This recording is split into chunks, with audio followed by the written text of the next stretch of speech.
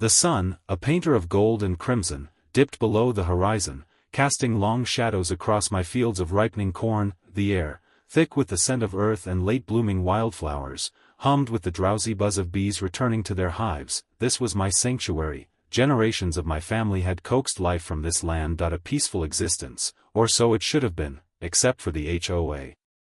The Harmony Ridge Homeowners Association. Just the name itself tasted like stale coffee and unmet expectations. They were a constant, low-grade irritation, a swarm of busybodies buzzing around the edges of my property, nitpicking about fence heights and mailbox designs. Their latest crusade involved forcing every resident to use their preferred landscaping service, at triple the going rate. Naturally I'd fought them on that one, and won, but the victory was a bitter one. It left a simmering resentment, a feeling that they were just waiting for their chance to retaliate, to extend their grasping tendrils onto my hard-earned acres. Little did I know just how far they'd go. It was a Tuesday morning, I remember, because the local bakery has a 2-for-1 scone deal, and I was heading out to check the South 40 before treating myself. That's when I saw it. A scar across my land, a swathe of churned earth leading to, towering above my corn stalks, like some metallic monster, was a brand new power line.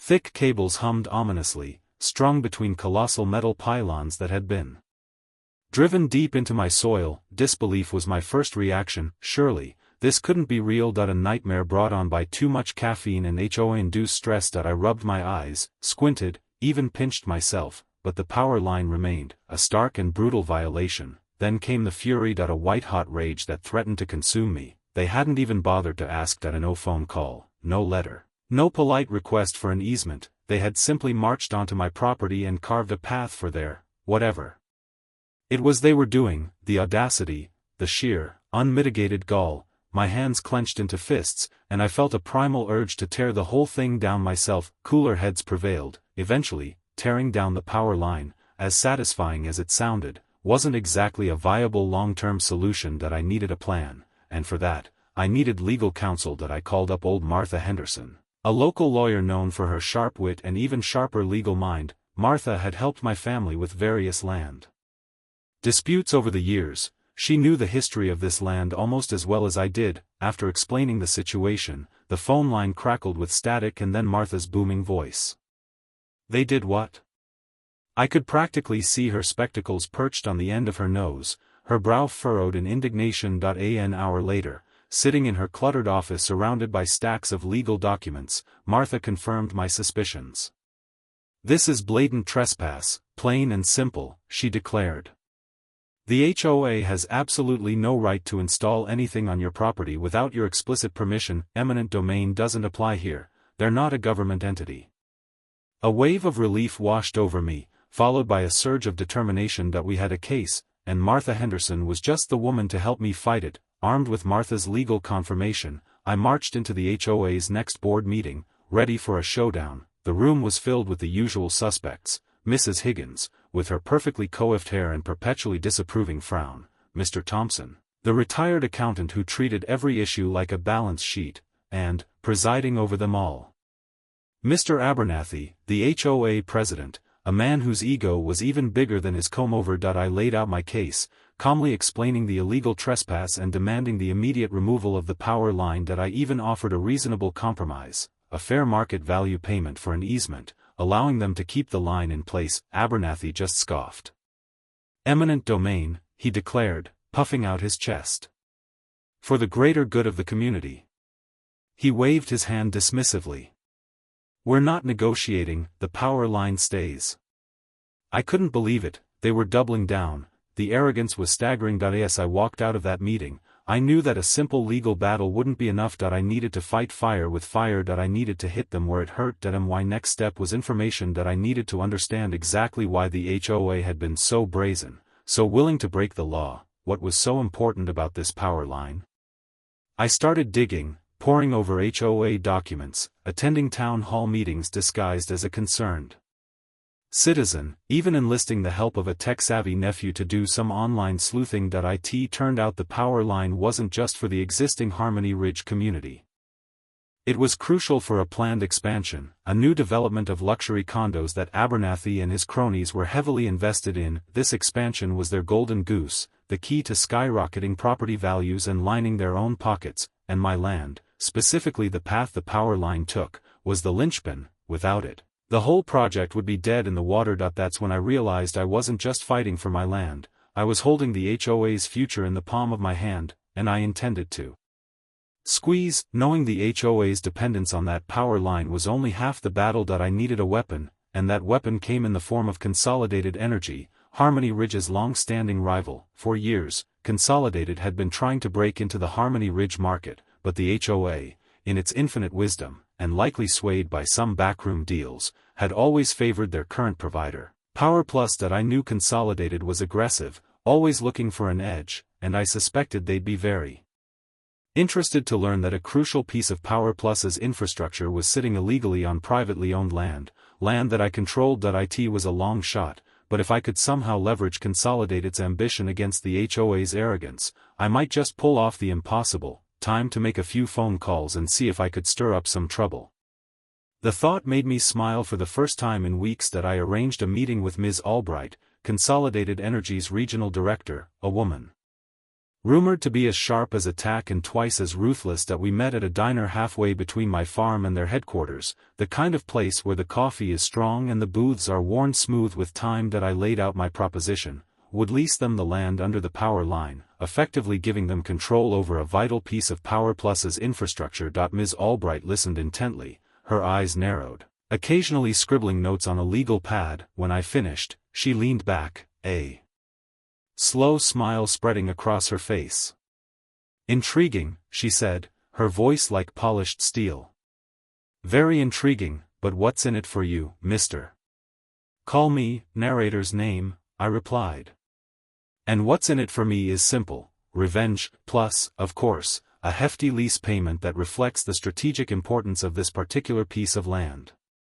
The game was on. The negotiation with Ms. Albright was a masterclass in corporate maneuvering. She tried to lowball me, of course, arguing that the power line was already in place and therefore worth less. I countered by emphasizing the instability Power Plus faced without a legal right to the land, the potential for disruption, and the invaluable leverage it gave Consolidated in the Harmony Ridge market. I knew the HOA's vulnerability and Consolidated's hunger were my strongest cards. I played them carefully, holding firm on my price, demanding favorable terms, and even insisting on a clause that allowed me to terminate the lease if Consolidated ever colluded with the HOA. Ms. Albright pushed back, we haggled, we compromised on minor points, but I never wavered on the core demands. After weeks of back and forth, fueled by countless cups of diner coffee, we finally reached an agreement. It was a deal that made my ancestors proud and the HOA's future look very, very bleak. The final lease agreement was a thing of beauty. 50 years, renewable at my discretion. A payment schedule that would make even Mr. Thompson's retired accountant eyes water, and, most importantly, complete control over access to the land. Consolidated could maintain the power line, but they needed my permission for any upgrades, repairs, or even inspections. Martha Henderson reviewed every clause, dotting every I, and crossing every T, ensuring that the agreement was airtight and protected my interests for decades to come. Signing that document was one of the most satisfying moments of my life. It wasn't just about the money, although the financial security was certainly welcome. It was about reclaiming control, about turning the HOA's illegal act into a long-term victory. It was about finally having the upper hand. Now, all that was left was to deliver the news. I requested another meeting with the HOA board, this time with Martha Henderson by my side. The atmosphere in the room was thick with suspicion. Abernathy, Higgins, and Thompson all wore expressions that suggested they'd rather be anywhere else. I started by placing a copy of the lease agreement on the table, the Consolidated Energy logo gleaming under the fluorescent lights. Then, I delivered my announcement, each word carefully chosen, each syllable dripping with satisfaction. "As you know," I began, "you illegally installed a power line across my property. Since you refused to negotiate a reasonable easement, I took matters into my own hands. I have leased the land under that power line to Consolidated Energy for the next 50 years. The color drained from Abernathy's face. Higgins gasped, clutching her pearls. Thompson started muttering about fiduciary responsibility. The silence was broken only by the hum of the power line, a constant reminder of their folly. "In other words," I concluded, you no longer control that power line, Consolidated Energy does, and if you want to keep the lights on in Harmony Ridge, I suggest you start being very, very nice to them, and to me. The immediate aftermath of my announcement was pure chaos. Abernathy exploded in a tirade of insults and threats, accusing me of everything from spitefulness to treason. Higgins fainted, and Thompson started frantically dialing his lawyer. The meeting dissolved into a shouting match, with Martha Henderson calmly advising me to remain silent and let them incriminate themselves further. Once the initial shock wore off, their focus shifted to nullifying the lease. They tried everything, claiming I was mentally incompetent, alleging I had colluded with Consolidated to harm the community, even attempting to bribe Ms. Albright to back out of the deal. They launched a smear campaign, spreading rumors about my farming practices and questioning my loyalty to Harmony Ridge, but it was all for naught. The lease was solid, legally binding, and a testament to my cunning. Their desperation only fueled my satisfaction. They had underestimated me, and now they were paying the price. Predictably, the HOA sued. Their lawsuit was a rambling mess of legal jargon and fabricated grievances, accusing me of everything from breach of contract, a contract I never signed with them, to intentionally disrupting the community's power supply. Their arguments were so flimsy, so riddled with holes, that Martha Henderson practically laughed when she read the complaint. Our defense was simple and airtight: that we presented irrefutable evidence of the HOA's illegal trespass, highlighted their refusal to negotiate in good faith, and showcased the legally binding lease agreement with Consolidated Energy. That we argued that I had every right to lease my land to whomever I pleased, and that the HOA's lawsuit was nothing more than a desperate attempt to bully me into submission. That I sat in the courtroom, calm and confident, watching as the HOA's lawyer squirmed under Martha's relentless cross-examination. That it was clear to everyone, including the judge, that their case was built on sand. The legal battle, however, had an unexpected side effect: publicity. The local newspaper picked up the story, focusing on the HOA's blatant disregard for property rights and their attempt to bully a local farmer. Then, a regional news outlet ran a segment, highlighting the HOA's controversial expansion plans and their questionable use of community funds. Suddenly, the narrative shifted: that I wasn't just a stubborn landowner.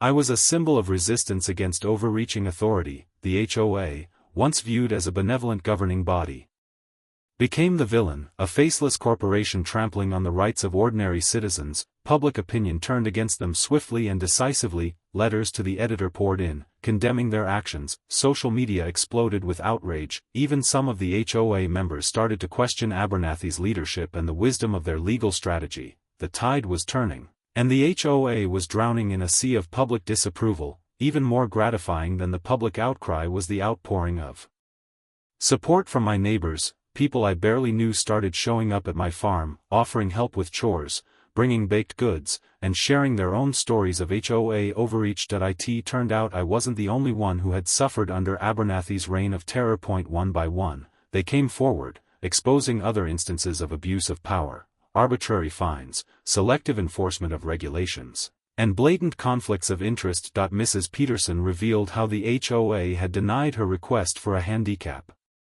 ramp, citing aesthetic concerns.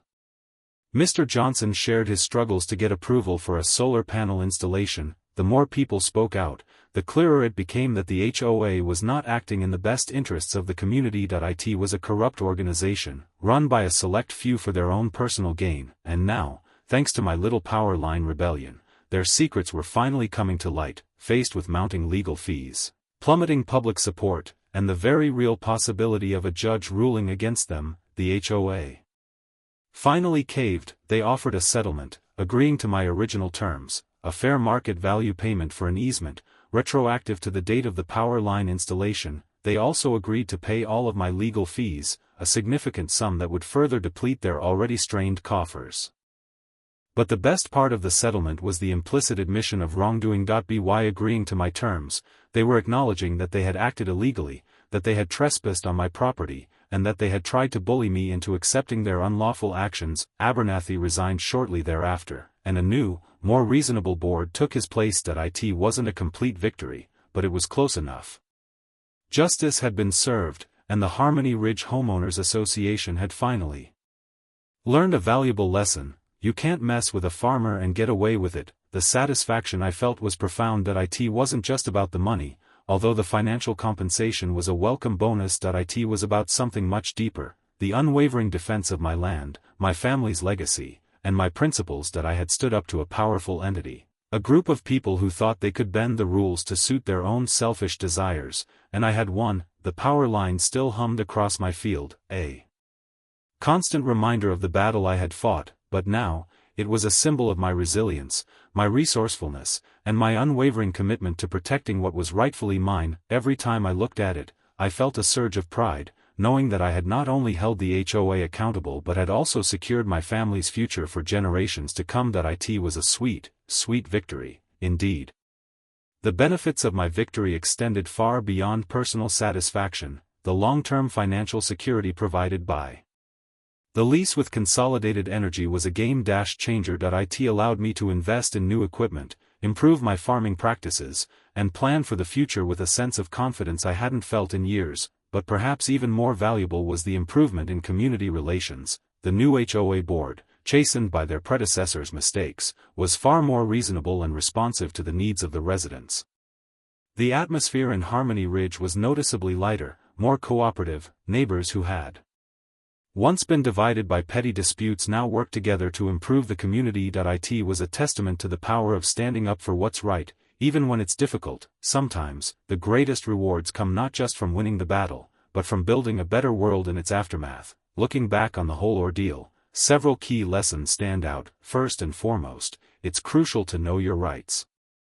The HOA was counting on my ignorance, hoping I would simply roll over and accept their illegal actions, but thanks to Martha Henderson and my own research, I was armed with the knowledge I needed to fight back. Secondly, don't be afraid to stand up for what's right, even when it's difficult or unpopular. There were times when I doubted myself, when I wondered if I was making the right decision, but I knew in my heart that the HOA was wrong, and I refused to back down. Finally, never underestimate the power of community. The support I received from my neighbors was invaluable. Together, we were able to expose the HOA's corruption and create a better future for Harmony Ridge. Knowledge, courage, and community. These are the tools we need to protect ourselves and our land from those who would seek to exploit us. If there's one thing I hope you take away from my story, it's this: don't let anyone, whether it's an HOA, a corporation, or a government entity, trample on your rights. Your property is your sanctuary, your legacy, your livelihood. You have a right to protect it. It may seem daunting to stand up to powerful forces, but remember that you're not alone. There are resources available to help you, from legal aid organizations to community support groups, and even if you're facing seemingly insurmountable odds, never underestimate the power of your own voice. One person can make a difference. One act of defiance can spark a revolution. So, if you're facing injustice, if you're feeling overwhelmed, remember my story, remember the power line on my farm, and remember that you, too, have the strength to fight back and protect what's rightfully yours. My story is, at its heart, a story about justice, about holding the powerful accountable and ensuring that everyone, regardless of their size or influence, plays by the rules. It's also a story about resilience, about the ability to bounce back from adversity, to turn a setback into an opportunity, and, ultimately, it's a story about triumph, about the enduring human spirit's capacity to overcome even the most daunting